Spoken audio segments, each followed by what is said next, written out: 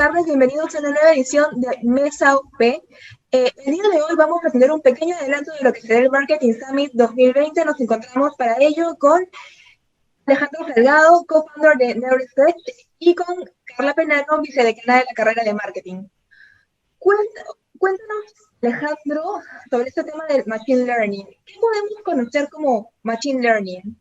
¿A qué denominamos Machine Learning y por qué esta tendencia actualmente es una de las más importantes en el marketing? Ay, muchas gracias por invitarme, primero que todo, a la Universidad del Pacífico, a Carla y a ti, Nancy, por organizar esto tan interesante. Muy feliz de estar acá. Es una pregunta muy complicada en el sentido de que como se ha vuelto tan famoso el Machine Learning, hay tantas opiniones, ¿no? Entonces, digamos que si lo viéramos de una manera simple, digamos que el Machine Learning hace parte de las ciencias de la computación y se enfoca principalmente en sistemas, algoritmos o digamos procesos matemáticos capaces de detectar patrones, ¿cierto? Sería como una forma muy básica de entenderlo.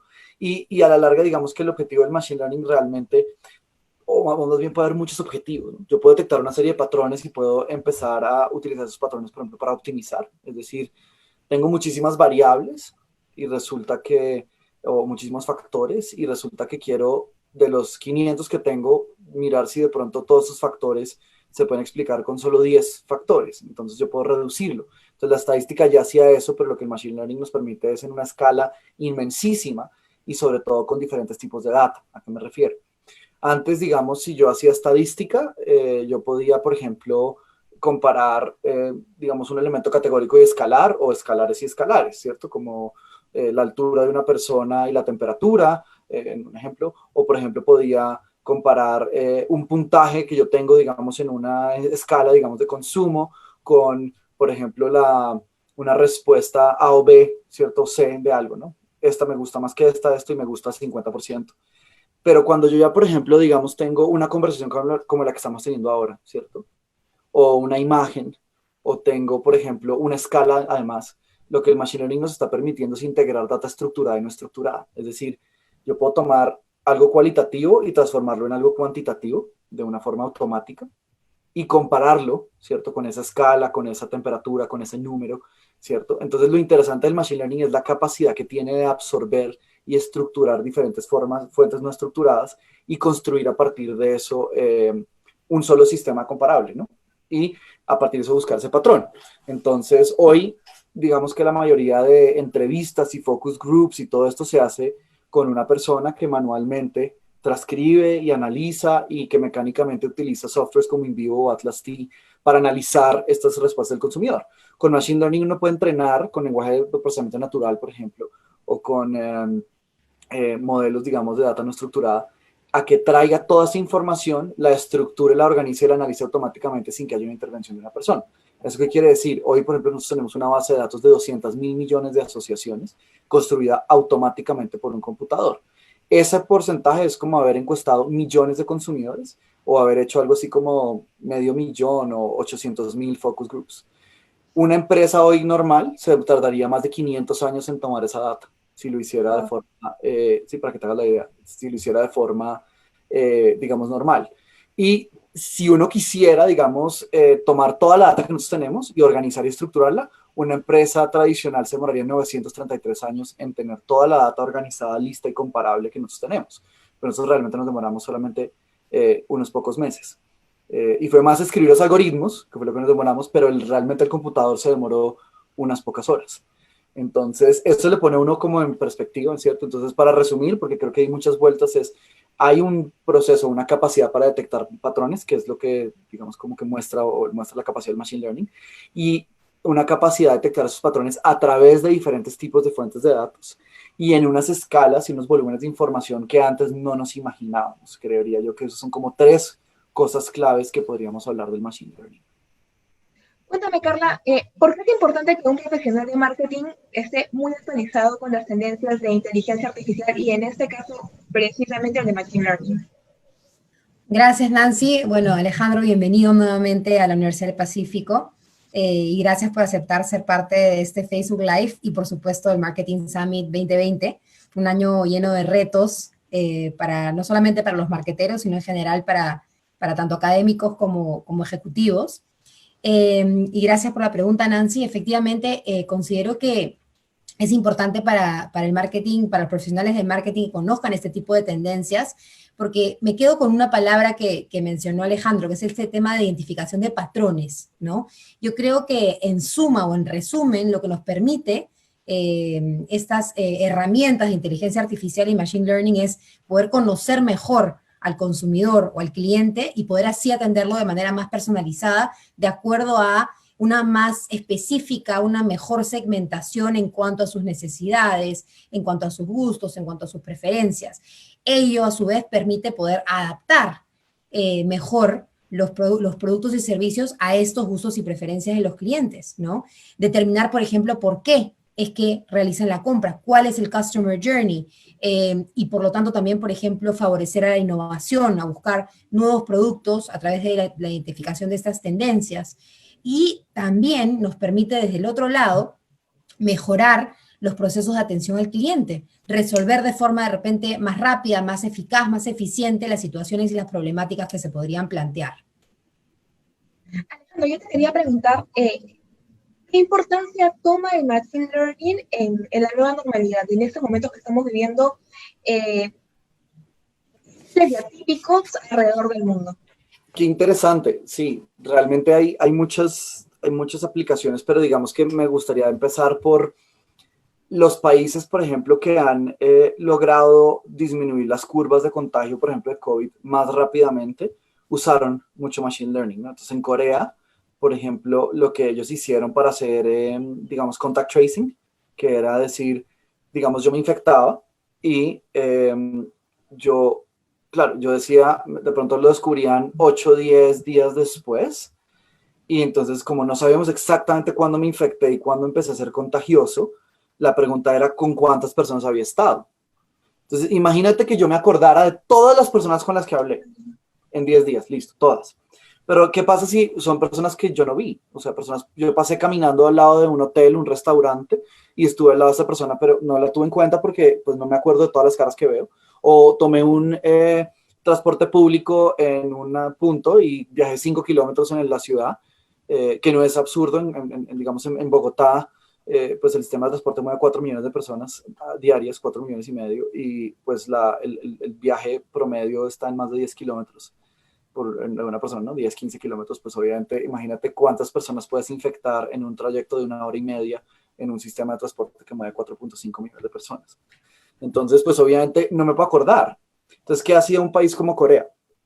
Lo que hace es que rastrea mira tu celular y en dónde estaba tu celular, ¿cierto? Como la señal de tu celular en diferentes puntos, y la cruza utilizando Machine Learning con todas las señales de celular que tenía cerca en un radio lógico. Entonces, lo que hace eso es un contact tracing fantástico. No tienes que hacer la prueba de COVID, no tienes que hacer un montón de cosas, sino que simplemente puedes hacer aislamiento preventivo. Dices, Nancy y Alejandro estuvieron juntos en el mismo transporte público o tomaron onces en el mismo lugar en Lima. Entonces uno dice, oye, llamemos a Nancy. Ah, pero ¿cómo la llamamos? Pues ya tenemos el celular, ¿no? Ya tenemos la información. Entonces podemos decir, oye, mira, tú estuviste en contacto con una persona con COVID, te vamos a hacer un monitoreo preventivo y te vamos a hacer un aislamiento preventivo. Entonces, eso explica por qué ellos no tuvieron que hacer cierres tan salvajes tanto tiempo como los nuestros, porque sí utilizaron la tecnología y entendieron cómo utilizar Machine Learning para esto. Esa es una de las aplicaciones. Pero, por ejemplo, otra cosa absolutamente genial que se ha hecho directamente con COVID, y ahora doy los ejemplos no tan COVID, pero es las universidades, ¿cierto? Y los centros de investigación que utilizaron Machine Learning para poder analizar los patrones de contagio de las personas. Cuándo se contagiaban, cuándo mostraban síntomas, qué tipo de síntomas tenían, si eran respiratorios superiores, inferiores, si eran gastrointestinales, si eran cerebrovasculares, toda la información. Y muchos de los síntomas que se empezaron a encontrar y cuáles eran los síntomas más probables de COVID y cuáles eran los más discientes, se usaron utilizando Machine Learning, como lo que hizo Imperial College y University College London. Fue porque dijeron, oye, tenemos muchísima data, y en vez de tener que hacer estadística o hacer un análisis mucho más descriptivo, lo que hicieron fue hacer análisis de patrones con redes neurales, ese tipo de cosas, para poder realmente encontrar las relaciones que había entre toda esta información. Entonces, eso es fantástico, ¿no? Pero al mismo tiempo, miren cómo Airbnb perdió casi 2/3 de su valor en este tiempo que pasó, o sea, terrible, ¿no? Y todo el mundo lo dio por muerto, dijo, Airbnb se acabó. Pero el CEO empezó a detectar patrones. Su equipo empezó a decir, oye, hay unos patrones. Las personas ya no están pensando en viajar lejos. Ya no estamos pensando en turistas. Los locales están buscando lugares a 50 kilómetros radiales y están buscando irse de su casa para pasar un fin de semana en el que no tengan que limpiar, no tengan que preocuparse, no tengan que hacer muchas cosas. Y esa genialidad hizo que en solo Estados Unidos Airbnb recuperara en su mercado, digamos, norteamericano, casi un tercio del valor perdido o sea, si lo perdió en 4 meses, en 2 meses lo está recuperando. ¿Por qué? Porque detectó un patrón, ¿cierto? Y encontró una forma de capitalizar ese patrón, que era decir, ya no mandemos notificaciones de, ¿te quieres ir a Torino de vacaciones un mes, todo pago? No, es, oye, hay 5 apartamentos geniales a las afueras de Lima con una vista divina, al lado del mar o lo que sea, para que te enamores. Entonces uno dice, uy, eso suena como bien, ¿no? Yo no salgo de mi casa, estoy rendido de lavar y limpiar y todo eso. Me estás diciendo que ese sitio está perfectamente desinfectado, que todo es divino y que me queda genial y que hay sitios para comer cerca. Uy, muy tentador. Entonces, lo que ellos empezaron a entender era eso. Y lo que empezaron a ajustar era por país, que era lejos. En Estados Unidos, 100 kilómetros es cerca. 100, 200 kilómetros es cerca. Entonces, te podía dar recomendaciones hasta 200 kilómetros. Pero, por ejemplo, en Bogotá, cuando tú sabes que salir de la ciudad es tan difícil, cuando sabes que, por ejemplo, llegar a cierto punto, no todas las vías son igual de buenas, entonces, no, recomendaciones en la ciudad. No salgas de la ciudad, solo ten un sitio diferente, cambia de ambiente, una terraza bonita o la otra plan era alquilar una casa fuera de la ciudad, súper linda, con buena vista, ¿cierto? Pero a las afueras era 50, 60 kilómetros máximo. Entonces uno decía, oye, eso me gusta mucho. Entonces ahí muestra uno cómo el Machine Learning realmente puede transformar un negocio y realmente salvar la vida a un negocio como el de Airbnb. Y vamos a dejar tus preguntas en los comentarios. Alejandro, justo para engancharnos con esa respuesta, también te quería preguntar qué otros tipos de negocio en esta nueva normalidad están empleando el Machine Learning. ¿Qué otros tipos de negocios? Bueno, pues digamos que hoy la mayoría de empresas cada vez más están diciendo necesitamos Machine Learning, ¿no? Entonces, empresas hoy como los deliveries y los food aggregators o los product aggregators como Uber Eats, como Rappi, ¿cierto? No serían posibles o sea, pueden crear el negocio, pero al final el dinero que hacen vendiendo data a las empresas de consumo masivo, a los bancos, a todo esto, solo es posible si tú haces Machine Learning, ¿cierto? Entonces, muchos de los ingresos de ellos tienen que apostarle a que las empresas les van a comprar data, porque el negocio que ellos tienen de traerte los alimentos o los productos no les da para crecer a la velocidad que están creciendo y no les da para sostener el flujo de caja que están manejando, a menos que tengan una entrada o unos ingresos mucho más grandes aparte de lo que tú les pagas a ellos por el delivery, ¿no? Entonces ahí es donde empiezan a decir, ¿dónde está mi verdadera fuente de ingresos? Y la fuente de ingresos de ellos no es traerte la comida. Es decir, yo sé qué pide la gente, yo sé qué quiere la gente, yo sé qué hace los lunes por la mañana, yo sé qué come los martes por la tarde, ¿no? Y eso es muy valioso. Entonces, Machine Learning ahí está clarísimo.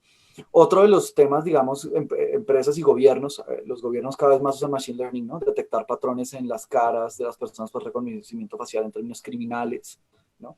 Hoy en Londres tú no puedes caminar, creo que es algo así como 5 cuadras sin ser filmada por una cámara.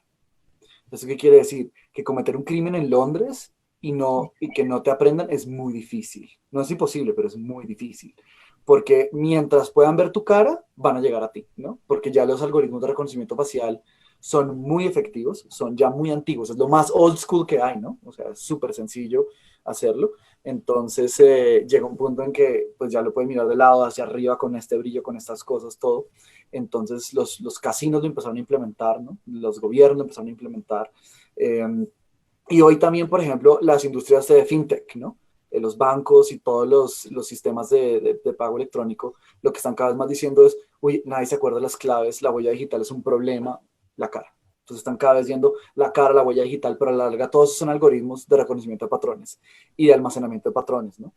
Que al final tienen muchísimo que ver con Machine Learning. Entonces hay miles de industrias y en la industria médica el futuro se está viendo como que están detectando patrones en términos de tú vas y vas dando tu información médica y se utiliza después Machine Learning para sistematizar esa información médica y empezar a mirar si puedes tú diagnosticar a la persona casi que automáticamente. Entonces, en el futuro tú tienes tu Apple Watch y tu Apple Watch te va a decir, oye, deberías ir al médico porque tienes un problema cardíaco. Dices, pero, ¿cómo sabes? Tiene muchísima data de todas las personas que han tenido, por ejemplo, un infarto con el Apple Watch puesto o simplemente información médica cruzada con tu tasa cardíaca y te dice algo está mal en tu sistema. Entonces, el futuro va a ser que muy posiblemente tú vayas al médico de forma cada vez más preventiva y menos reactiva. No es cuando estés enfermo, sino cuando tu sistema te dice, es hora de ir al médico. Y tú dices, ok, voy al médico. Eso obviamente tiene unas implicaciones muy poderosas porque es quién controla la data, ¿no? Que me imagino que lo vamos a conversar más adelante. O qué tanto pueden saber los sistemas de ti o qué deberían y no deberían saber, que es una pregunta compleja. Pero casi que hoy cualquier cosa que uno haga tiene machine learning de una forma directa o indirecta. No importa qué tan físico sea el producto que estás comprando, no importa qué tan personal sea lo que estás haciendo, algo te está monitoreando o algo se diseñó de en cierta medida u otra con machine learning, ¿no? O sea, cada vez más. Así sea la aerodinámica de un avión, ¿no? O qué tanto flota un crucero, o qué tanta resistencia del material tiene un condón, ¿cierto? Cada vez más toda esa información está pasando por algoritmos de machine learning. Carla, hemos mencionado diferentes campos, seguridad, salud. ¿Tú considerarías de repente que la inteligencia artificial y el machine learning son el futuro del marketing? Mira, yo creo, Nancy, que definitivamente la inteligencia artificial, el tema del machine learning influye, y como viene diciendo Alejandro, de manera radical, tanto en la conceptualización como en la operacionalización de nuevos modelos de negocio, procesos de venta, cómo se comportan los clientes, etcétera, y por lo tanto impactará en las estrategias de marketing. Por ejemplo, estuve revisando algunas investigaciones y el año pasado la empresa Salesforce, que además se enfoca en estos temas, indicó que la inteligencia artificial va a ser la tecnología más adoptada en el mundo de marketing en los próximos años. Sin embargo, considero que igual que, o sea, la inteligencia artificial sí va a ser una de las herramientas más usadas en marketing en los próximos años, creo que es un complemento, es una herramienta que contribuye a tomar mejores decisiones en marketing, pero que existen, por supuesto, otro tipo de tendencias y conceptos importantes que no deben dejarse de lado. Por ejemplo, el tema de la brecha digital, el tema de la digitalización o no de la vida de los consumidores, el impacto de la tecnología en las prácticas de marketing, el conocimiento del consumidor, el customer journey, y por supuesto, el impacto que tendrá esta nueva normalidad post-COVID-19 y todo lo que ello va a traer como retos y como desafíos a futuro. Entonces, sí creo que la inteligencia artificial y el machine learning son herramientas claves en el futuro del marketing en los próximos años, pero que tienen que venir acompañadas, o más bien, son un complemento que va a acompañar a estrategias de marketing tradicionales que van a seguir siendo relevantes. ¿Termina siendo también gran parte el profesional que se encuentra detrás de las herramientas? Sí, considero que sí, efectivamente, Nancy. Hay una pregunta del público. ¿Podríamos decir que el éxito de la tecnología streaming tipo Netflix radica mucho en el machine learning para predecir las preferencias de los espectadores? Uf, qué buena pregunta. De hecho, yo tengo ¿cómo eso en español? A bone to pick, ¿no? Como que tengo siempre un tema, me toca un nervio. Y es que cuando tú le preguntabas primero a Carla, bueno, ¿y qué tanto eso depende del profesional detrás? Yo diría, depende mucho. Y lo que ha pasado muchas veces es que la gente que está utilizando machine learning cree que con solo la habilidad técnica del machine learning es suficiente para resolver el problema, ¿cierto? Entonces dice, van a reemplazar todas las profesiones. Y uno dice, hay que tener un entendimiento del comportamiento, hay que entender un entendimiento de por qué somos como somos. Y una cosa clave que es, ahora mucho no hay una teoría detrás. Entonces, las teorías en la ciencia nos ayudan a guiar el conocimiento y guiar los estudios para explicar mejor las cosas a largo plazo. Y el machine learning no es diferente. Y es, si yo no tengo una teoría que me ayude a explicar mis patrones, yo puedo estar encontrando patrones que no son reales o patrones que son muy perecederos, ¿no? Que tienen una vida media baja. En un mes ya no existen, ¿cierto? Y lo que le ha pasado a Netflix es mucha fuerza bruta, poca comprensión de por qué. Entonces, seamos honestos. ¿Cuántas horas pasan ustedes buscando la película en Netflix? Algunas veces uno dura más buscando que viéndola. Ya uno queda exhausto, ¿no? ¿Cuántas peleas han tenido con sus novios, sus novias, sus parejas, lo que sea, con su perro, con su gato, ¿sí? Porque empiezan, pero ¿qué vemos? Pero escoge tú algo, ¿no? Pero escoge tú algo. Y no puede, ¿cierto? Entonces, sí hay un machine learning detrás, pero imagínense lo triste que es en una industria tan poderosa, con tanta innovación tecnológica, que los géneros de las películas siguen siendo los mismos que cuando empezó el cine. Drama, terror, comedia, amor, ¿sí? ¿Qué tanto cuando Netflix les hace una recomendación que dice, ¿por qué viste esto, viste esto? Y tú dices como, obvio, sí, las dos son de acción, pero ni muerto me veo esta. No me gusta, ¿sí? Y tú le dices esta sí, esta no, y al final después tú dices como, oye, recomiéndame algo bueno. Y lo increíble es que a menos que sea una serie que le gusta, que sea increíblemente buena y le gusta a todo el mundo, la mayoría de recomendaciones no son las que uno ve. Entonces lo que yo diría es, Netflix sí está aplicando muchísimo Machine Learning. Esperemos que en algún momento no solo aplique Machine Learning, sino que empiece a construir un modelo, una teoría, ¿cierto?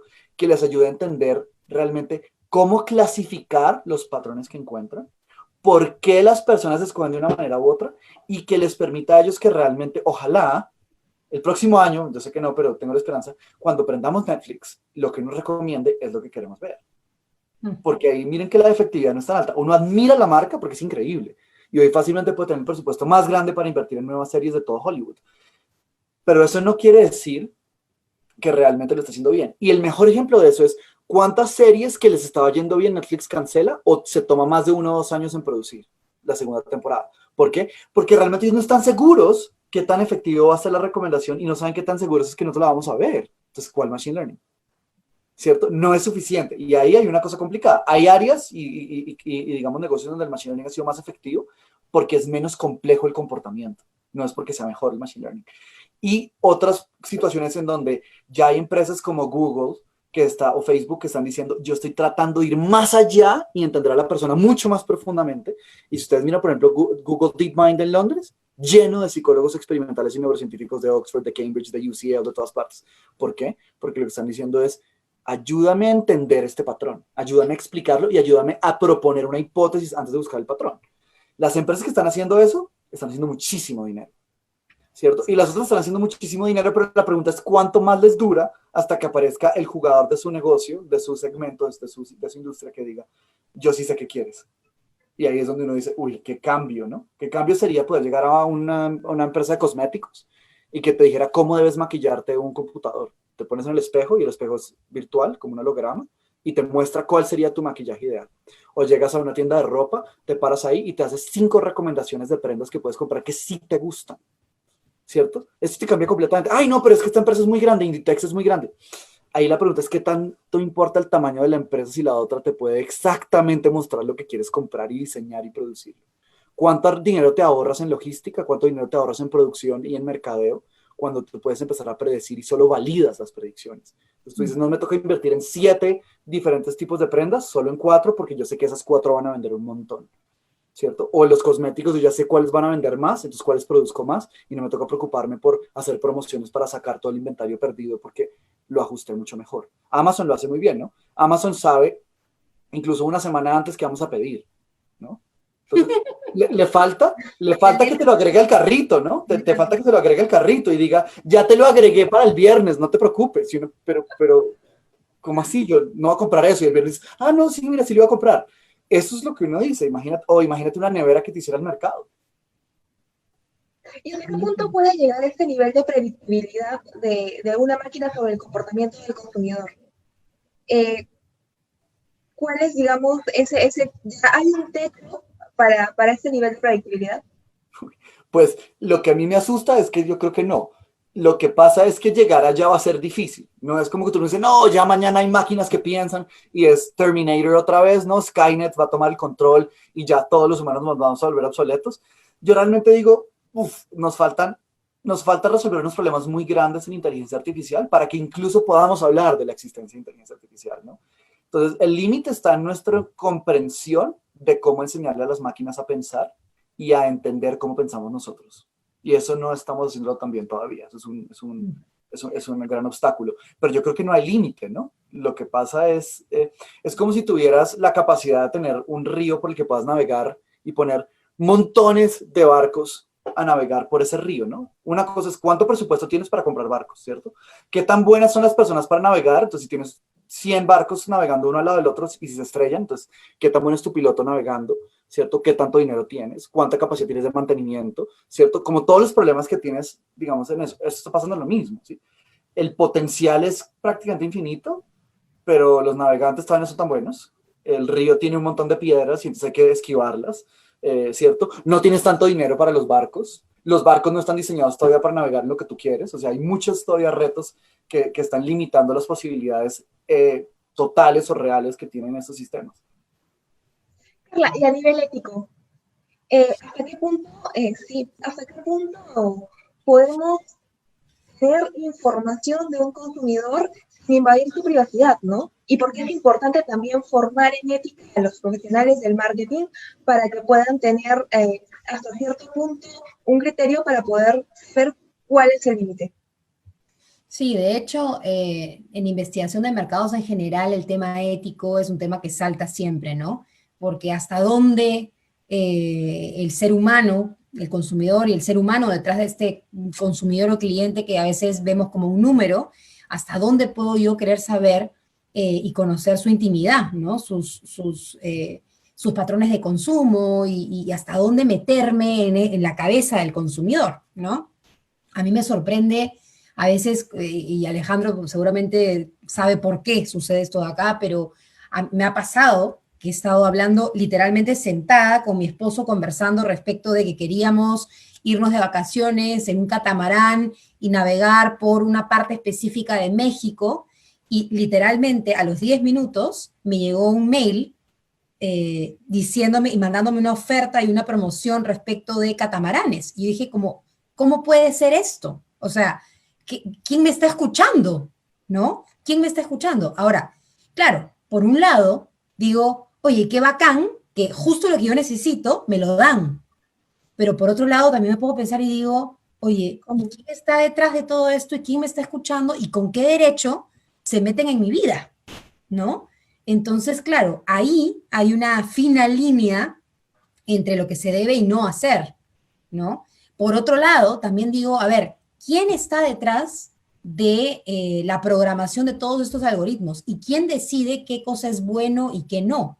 Por ejemplo, ¿no? En temas de inteligencia artificial y tal, ¿qué pasa en el caso, y este es el típico caso, ¿no? El caso en que yo programo que un carro que se maneja de manera automática o autónoma se presenta ante una situación en la cual tiene que tomar la decisión de si atropellar al peatón y matarlo o desviarse el carro y que se estrelle contra una pared y matar al conductor.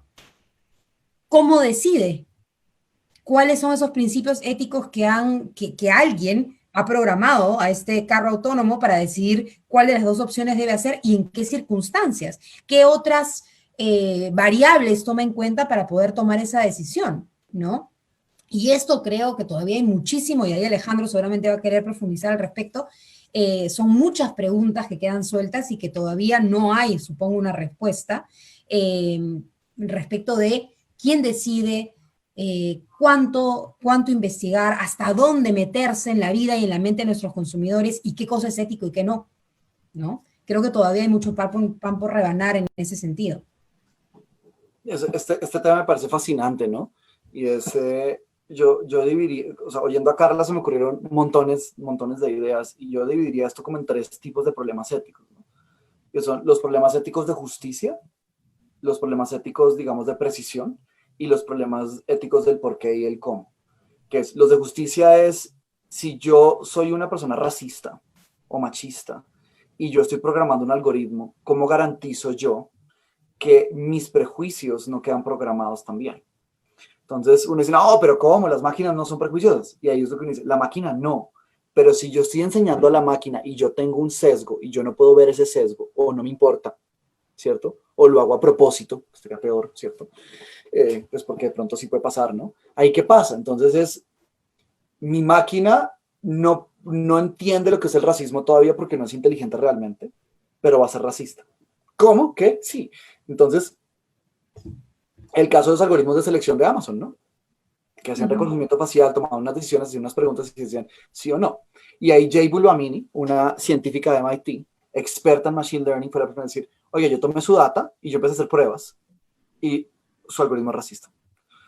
Reconoce mucho más fácilmente hombres blancos que mujeres de cualquier color y obviamente mucho mejor personas blancas que personas negras. Entonces lo que dice es, las personas afrodescendientes la llevan aquí porque tienen problemas de reconocimiento y de confianza, y sobre todo las mujeres de cualquier género, perdón, de cualquier color de piel, peor. Por lo tanto, las mujeres negras llevan de todo, ¿no? O sea, eran mujeres y negras, entonces súper discriminadas. Entonces, Amazon primero dice, eso es mentira, usted no está haciéndolo bien porque no tiene toda nuestra data. Entonces digo, entonces entréguemela.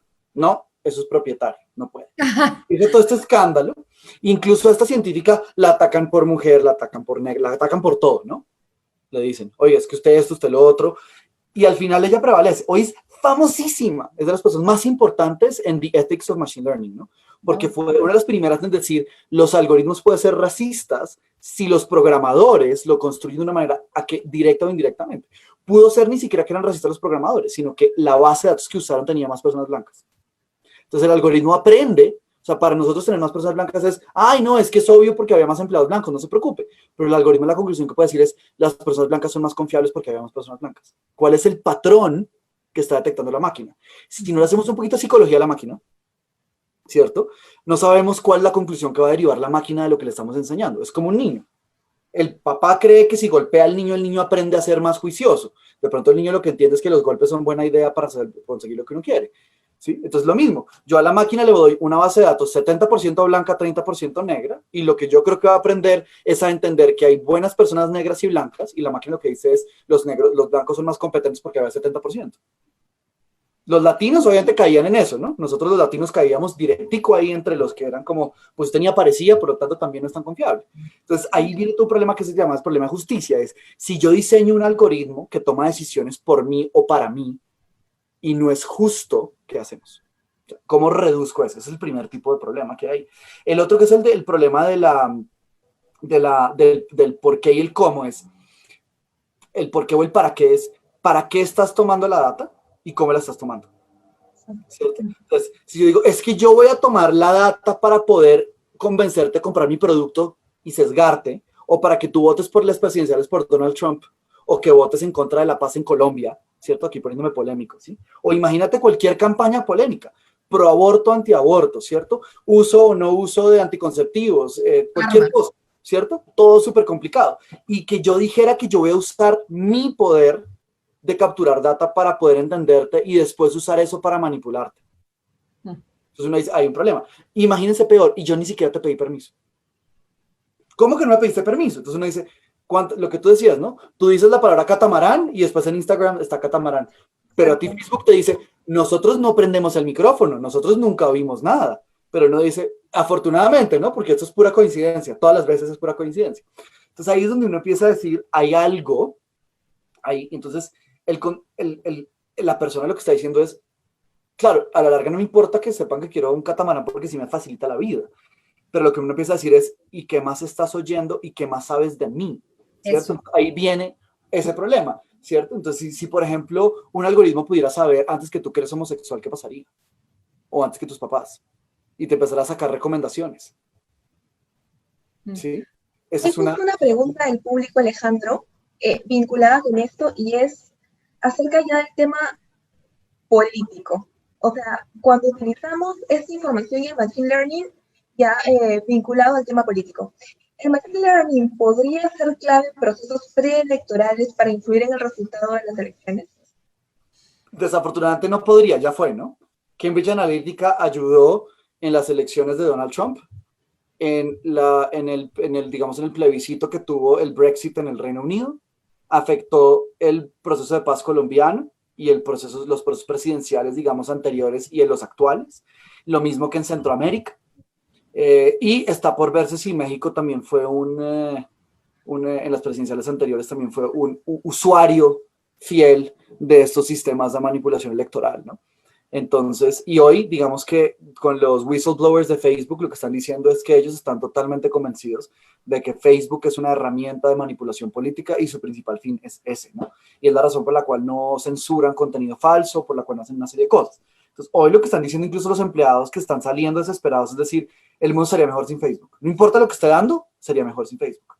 No digo que sí o que no, ¿cierto? Pero lo que digo es, el debate está ahí y es, ya se está utilizando los canales de comunicación, digamos, de redes y el machine learning para influenciar esas decisiones. La pregunta es, ¿qué más? ¿No? ¿Qué más está influenciando?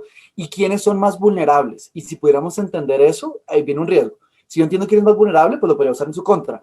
Y si yo soy un gobierno, tal vez podría también entonces crear legislación para mitigarlo, ¿no? Eso podría ser, no sé qué tanto les interese a los gobiernos, pero sí tenemos un gran problema y ahí mi respuesta es, ya está sucediendo y por eso es que tienen que tener mucho cuidado. Así digan, no, es que a mí no me afecta. La respuesta es, seguramente nos afecta a todos. La pregunta es qué tan cuidadosos estamos siendo con la forma en la que nuestro cerebro reacciona ante eso y qué tan astutos estamos siendo en descubrir qué es lo que realmente creemos y qué es lo que nos han hecho creer, ¿no? Porque ustedes se dan cuenta, hay personas que dicen, es que yo estoy seguro de esto. Y uno mira lo que consume y consume Facebook. Entonces uno dice, no, Facebook está seguro que tú crees eso, pero tú no. Ya la persona ni siquiera tiene una decisión propia, ¿no? Está totalmente manipulado por el sistema. Eso es muy preocupante.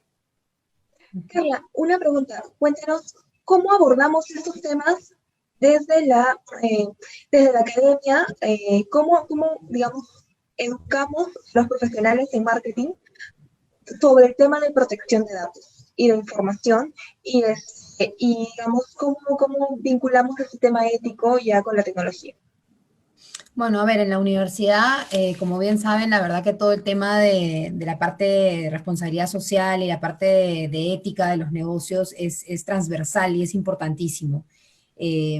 Nosotros a nuestros alumnos, desde el primer ciclo hasta el último ciclo y en todos los cursos, intentamos a través de casos, ejemplos y la misma teoría de inculcar y de mostrarles la importancia de la ética, por lo menos en el tema de profesionales de marketing, ¿no? Y cómo tenemos un gran poder, como bien ha indicado Alejandro, un gran poder desde el punto de vista del conocimiento de patrones y de cómo poder acercarnos al consumidor y realmente meternos en la mente del consumidor, conocerlo tan a profundidad que incluso podemos brindarles productos y servicios, claro, nosotros decimos personalizados, pero que están tailored, especialmente desarrollados para poder llegar a ellos. Y con ese gran poder, evidentemente tiene que haber una responsabilidad importante detrás, ¿no? De saber que no se le debe,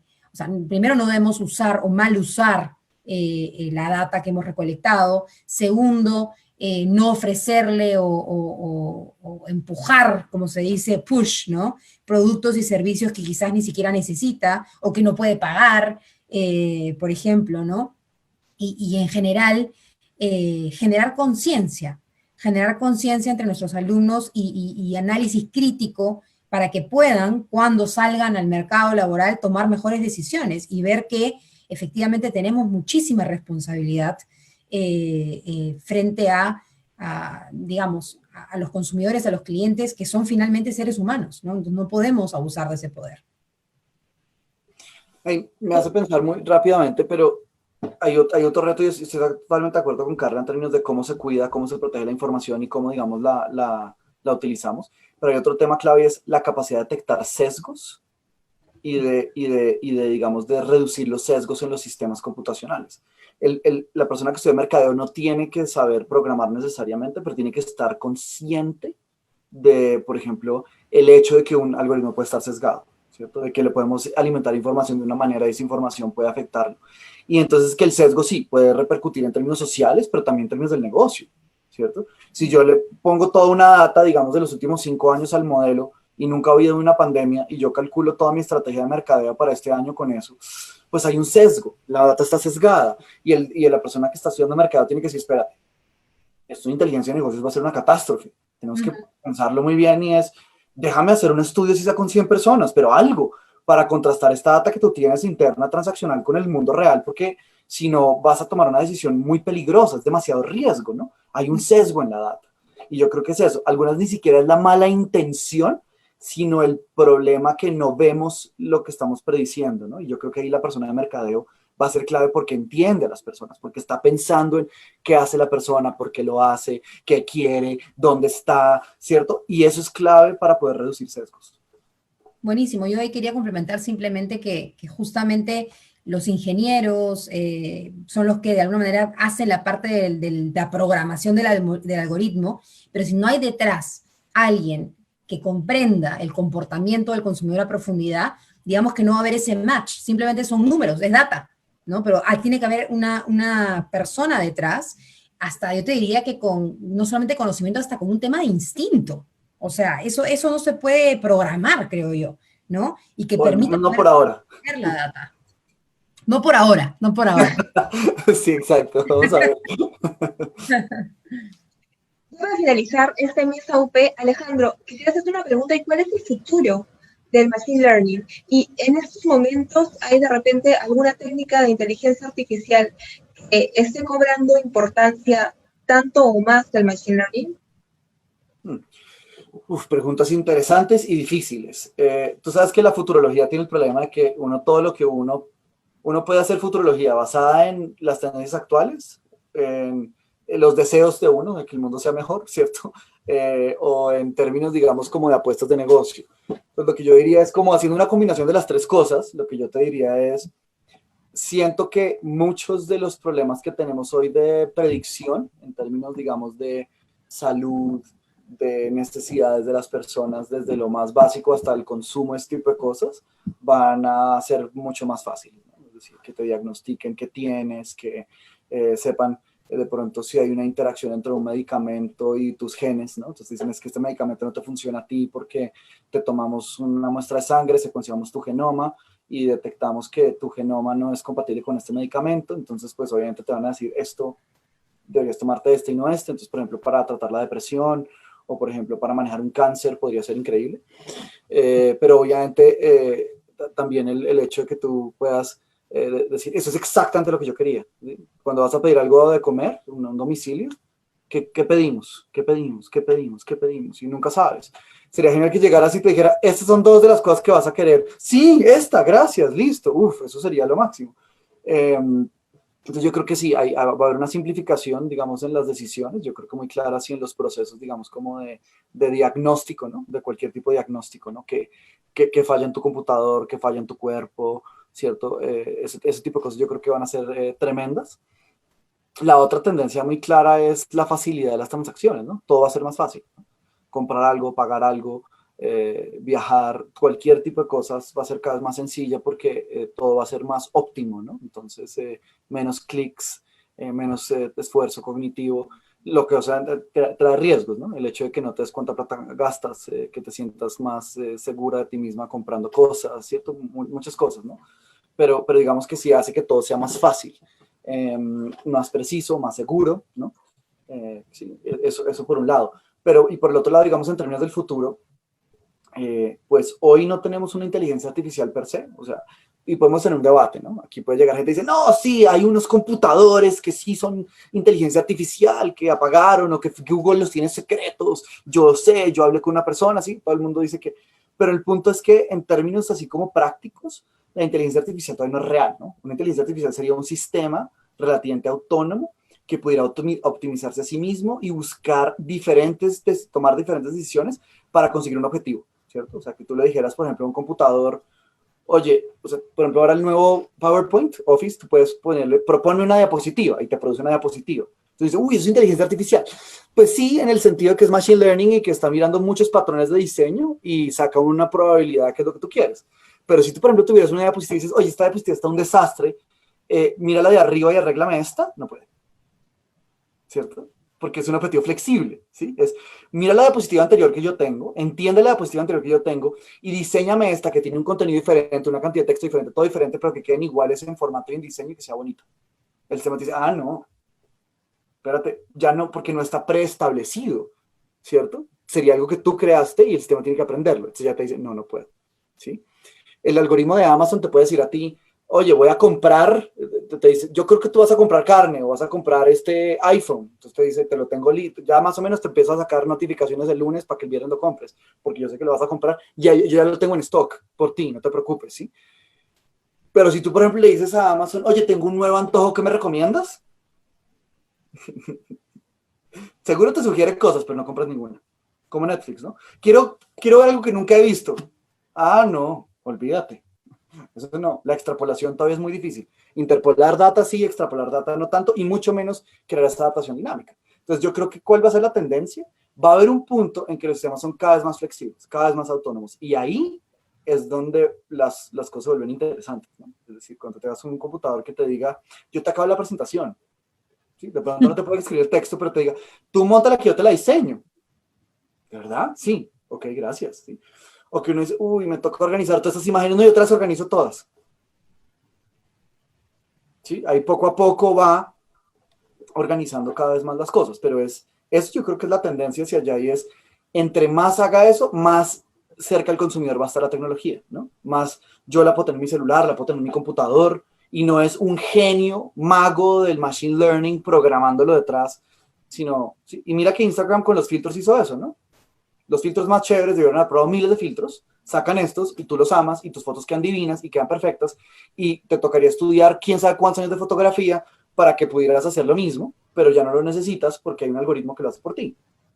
Entonces, entre cada vez más cerca esté a eso, yo creo que esa está en la tendencia. La pregunta y lo difícil de predecir es dónde es el próximo paso, ¿sí? ¿Va a ser en consumo? ¿Va a ser en salud? ¿Va a ser en tecnología? O sea, ¿dónde empiezan esos sistemas a ser cada vez más autónomos? Eso es lo que me parece interesante y lo que creo que es difícil de predecir. Y los problemas dependerán de dónde empieza, porque siempre que hay algo nuevo, hay nuevos problemas. Listo. Carla, ¿alguna última anotación? Nada, solamente agradecerte, Nancy, agradecerte, Alejandro, por este Facebook Live, invitar a todas las personas que están conectadas a que nos acompañen la próxima semana en el Marketing Summit 2020, reimaginando el marketing en la nueva normalidad, Reimagining Marketing in the Next Normal se llama, y que va a estar súper interesante viendo varios temas de tendencia, incluido el tema de inteligencia artificial. Así que no se lo pueden perder. Gracias. Sí, un placer estar acá con ustedes y como les dice Carla, no se lo pierdan, les tenemos unas sorpresitas de lo que se puede hacer con Machine Learning para cambiar la investigación y para que la investigación sea más accesible a millones de empresas en el mundo. Entonces, espero que les guste y les tenemos unas sorpresas muy interesantes con el Summit. Les mando un abrazo y espero verlos ese día y que tengan muchas preguntas. Yo feliz de oír todas sus preguntas. Gracias por las preguntas tan interesantes, fantásticas. Un abrazo. Gracias por la invitación. Gracias. Un abrazo. Adiós. Muchas gracias a todos por acompañarnos en este marketing, en este Mesa UP. Y muchas gracias a ti, Carla, y muchas gracias, Alejandro. Síganos en nuestras redes. Será hasta una siguiente oportunidad en Mesa UP.